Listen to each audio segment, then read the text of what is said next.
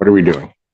Your Honor, there is a resolution in this matter to which Ms. Wilson will be pleading to added count 2 of operating while visibly impaired, and in exchange, count 1 will be dismissed. That's an operating while visibly impaired. That is correct. May I have her sworn? Raise your right hand. Do you solemnly swear and affirm the testimony you're about to give will be the truth, the whole truth, and nothing but the truth, so help you God? Yes. State your name. Angel Wilson.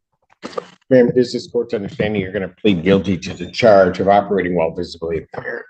That is a misdemeanor. It is punishable by up to 93 days in jail, up to a $300 fine plus court costs. The court could order you to pay the cost of the prosecution as well as the cost of any emergency governmental services, order any rehabilitative services or community service the court deems. This is the moment where the courtroom slows down and reality hits. The judge just laid out the maximum consequences: jail time, fines, costs, treatment. And now the defendant has confirmed on the record that she understands all of it. Once she says yes, there's no walking this back.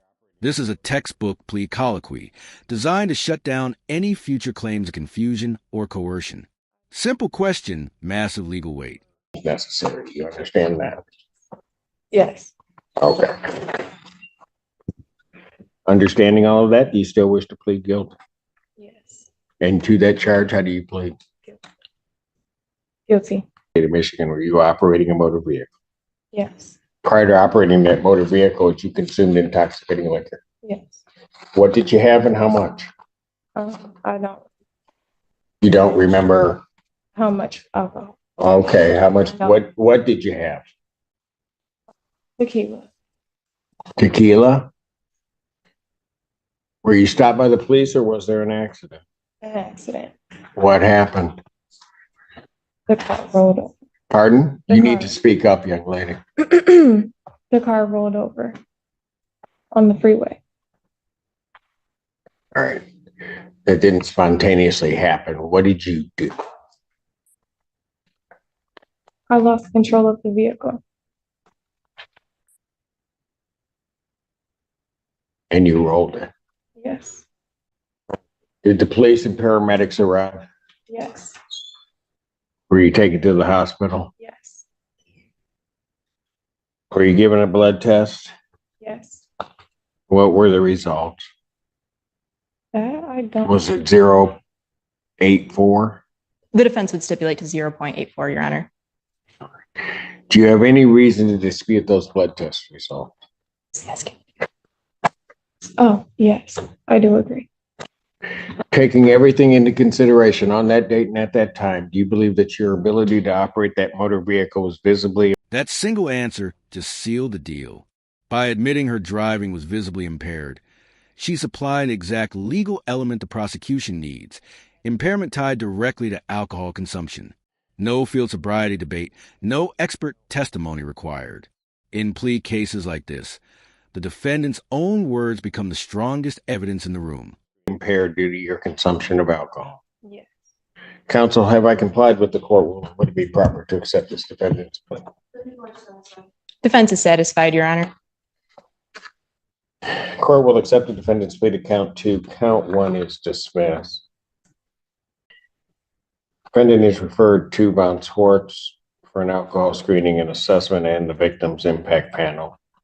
Sentencing in this matter will be July 10th at 9 a.m.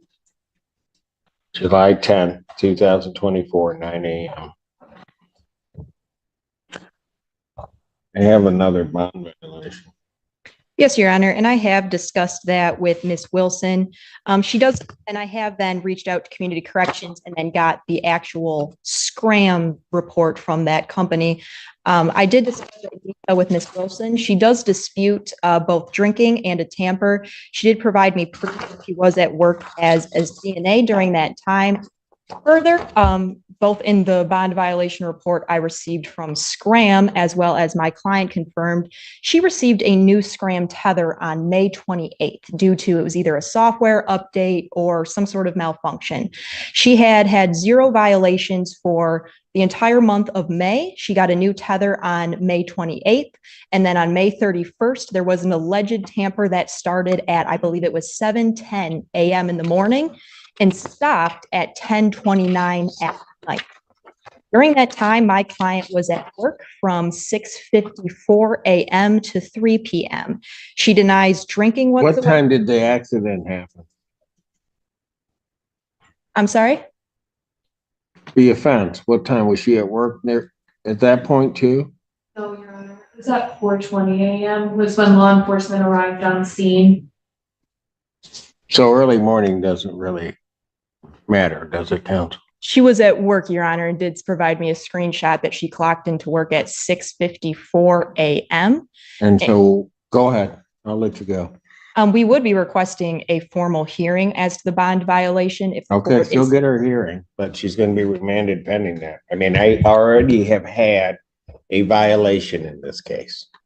I understand that, Your Honor, and I understand she was remanded and served 5 days for that back in April. She denies alcohol use. Quite frankly, I do believe her, and I believe that this may be a malfunction with Scram. She did receive this new tether just on the 28th, and the 31st is when the alleged tamper occurred, and the alleged tamper ended at 10:39 p.m. at night. She still has the Scram tether on. There has been no further alleged tamper. Further, she has been to urgent care this week due to a medical issue that I won't go into too much detail with. I did provide a copy of the doctor's note that she received from that urgent care to Your Honor. We would respectfully request that if the court is leaning towards taking any action, that we set this for a bond violation hearing and that bond continue in the interim. She did enter a plea in this. That would be fine, counsel, except for the fact that I'm now on my second violation, both involving alcohol. You want me to ignore the fact that the original incident was one where she was drinking, rolled a vehicle. And here's the tone shift. This is no longer about paperwork or procedures. This is a judge drawing a hard line. From the bench's perspective, this isn't just a bond violation. It's a pattern. One rollover accident, one prior violation, and now another alleged alcohol issue. Judges don't gamble with public safety, and you can hear it. Patience is gone. Accountability is front and center. She's lucky to be alive. Then I put her on this. She comes for this charge. She's drinking. She serves her time for drinking. I'm back, and I now have another violation.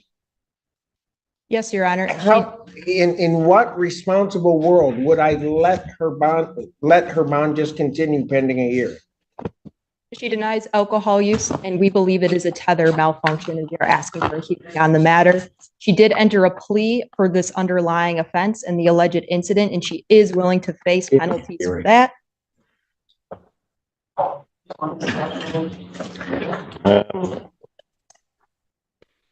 Yeah, because, well, give me the in custody sentencing date, first of all. Changing your sentencing date, what? June 25th at 9 a.m. Sentencing will be June 25th, 2024 at 9 a.m. We will move that up. Got a time for a bond hearing I can do. The 25th, my bond hearing date. That's my date that I have. Right. The 25th is the sentencing. Yeah. Well, but the 24th, we have trials and Yes. right. We'll set a bond hearing on this matter for June 24th, 2024, 9 a.m. Pending the hearing, will be set in the amount of 10,000, make it 5,000 cash.